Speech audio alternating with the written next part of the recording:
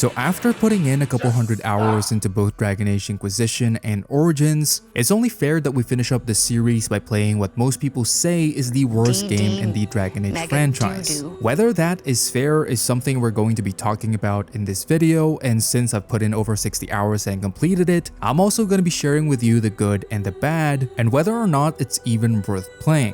It's important to know that a lot of the issues of this game is mainly because of rushed development at the time that it was created, brought upon by EA, their publisher, but that doesn't mean I won't mention these issues. Anyway, without further ado, let's dive into Dragon Age 2. The premise of Dragon Age 2 is not as world-ending as the Blight in Dragon Age Origins or the giant hole in the sky that spits out demons in Dragon Age Inquisition. In fact, the start of the game was actually very grounded.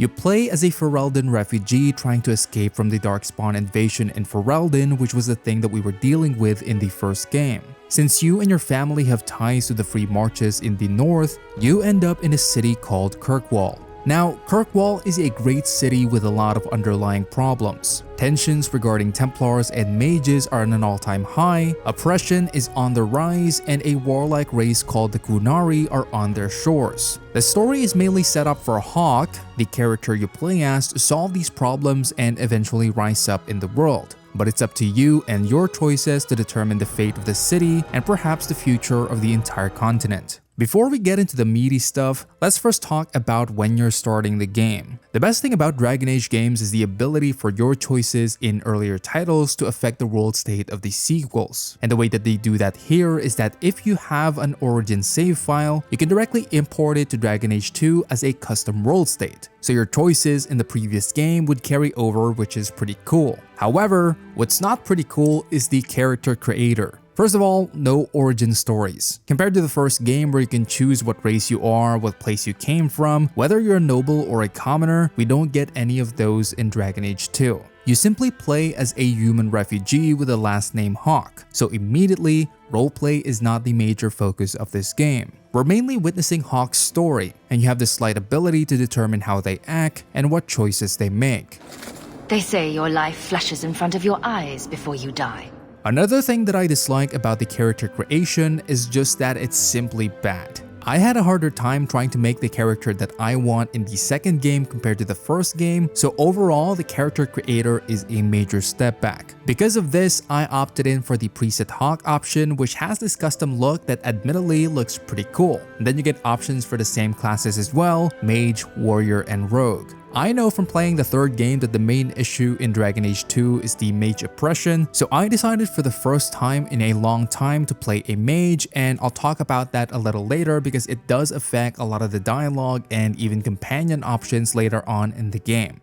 Upon creating your character and starting the campaign, you'll go through the early game storyline, Act 1, and this, in my opinion, is the weakest part of the story in Dragon Age 2. To give an example, Dragon Age Origins set up its story perfectly, getting you invested into the world and giving you a clear goal: unite the armies of Ferelden and defeat the Blight. Here in the second game, there's nothing really like that. You get to Kirkwall as a refugee, and then there's a full year time skip, skipping the parts of how Hawke first established themselves in the city. And then they give you this quest of earning 50 sovereigns, the currency in this game, in order to join an expedition. And it's up to you which quest you do in order to earn that money. That's the main goal during the early parts of the story. Now, to give the game some props, I did enjoy the more grounded nature of Dragon Age 2. I felt like an underdog that's trying to make a name for themselves in a slowly self-destructing city, but at times that felt like a justification because I wanted to love the game the same way I loved the other two. Thankfully, this feeling went away during Act 2 and beyond, which is when the story really hit its stride. So while it might have started slow, as expected from a Dragon Age game, the story doesn't disappoint. And that goes all the way to the end of the game, giving us one of the most tense storylines in the franchise. Now let's talk about combat. Combat in Dragon Age 2 is generally the same as in Origins in terms of controls. The key difference here is that the animation style is completely different, giving the game a very arcadey feel, leaning more towards hack and slash rather than tactical combat. Aside from the feel of it, there's a couple more things adding to this shift, like for example, the abilities that we have in the game. There's a lot more variety in Origins in terms of how you can build up your character, and while we still have specializations, they don't quite feel as special or unique. The reasoning being that most of the abilities are quite one-dimensional, and because combat is fast-paced, the abilities don't last as long, so I don't even notice it during battles even though I actively make an effort to be tactical. That being said, it's not really a bad thing. It's just different from Origins. I found myself having more fun with this combat system when I focused on being a damage dealer and just unleashing firestorms all over the place. The arcadey combat system suits that playstyle incredibly well, and I think that's intentional. Another key difference is the difficulty. In Dragon Age 2, normal difficulty is brain dead. You can get by with just unleashing all your abilities until you run out of stamina or mana, and most of the time you can let your companions do their thing without the need for micromanaging. In a sense, this is more similar to Inquisition, where you can just focus on you. However, if you do miss Origin's more challenging combat system, of course you can bump up the difficulty, where you will have to make use of party-wide combos, and this feature is actually pretty cool. The way it works is that each class has a certain debuff that only they can apply, and that the other classes can take advantage of, dealing massive damage. One of my favorite combos is getting my warriors to apply stagger on a group of enemies, then using a force mage ability called Fist of the Maker to telepathically slam them to the ground, dealing big damage. Or you can freeze your enemies applying brittle, then hit them with an AoE explosive arrow to, again, deal big damage. The rest is up to you to explore. To summarize the combat, it feels like the perfect middle ground between Inquisition and Origins. Abilities could have had more variety and been more impactful, but otherwise it was fun completely destroying everybody while having the occasional tactical fight here and there.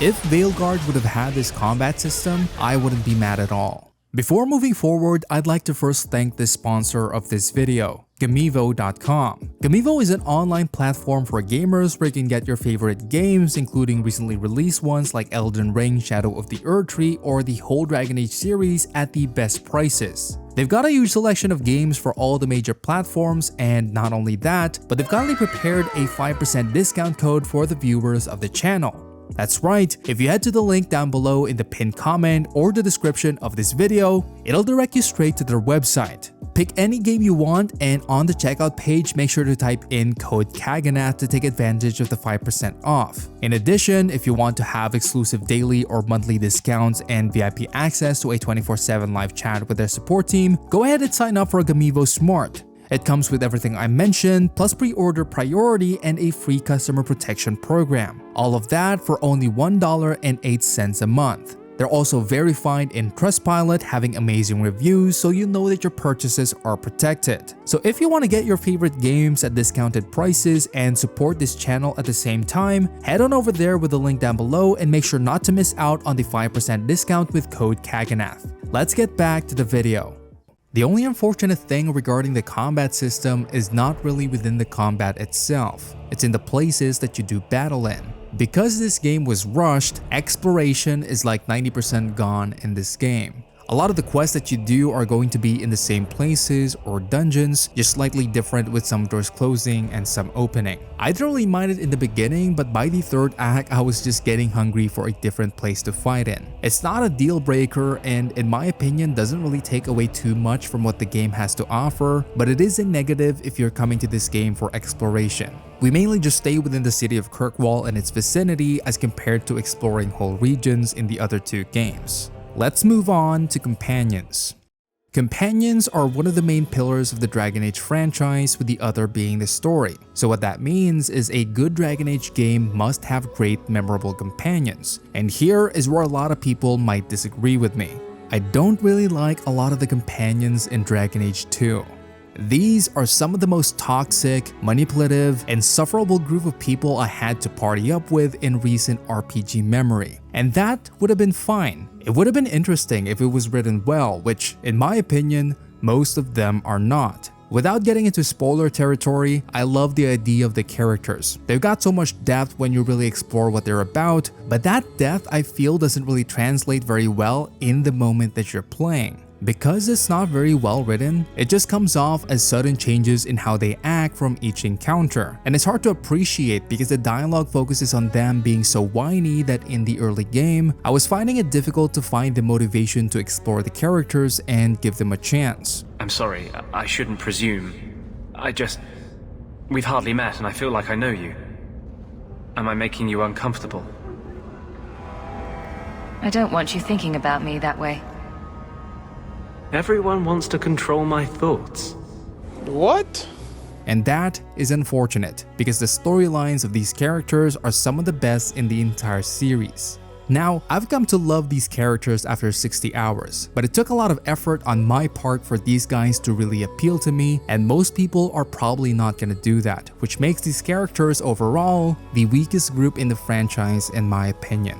To end the companion section on a good note, I did like the friendship rivalry mechanic that they implemented in Dragon Age 2. What this means is that you can have either max friendship or max rivalry depending on the choices you make with each companion, and throughout the game, their relationship with you will significantly change. The blade is yours if you want it. You think I wish to carry a symbol of Imperial honor? You must be joking. Keep your sword. Sell it, melt it down.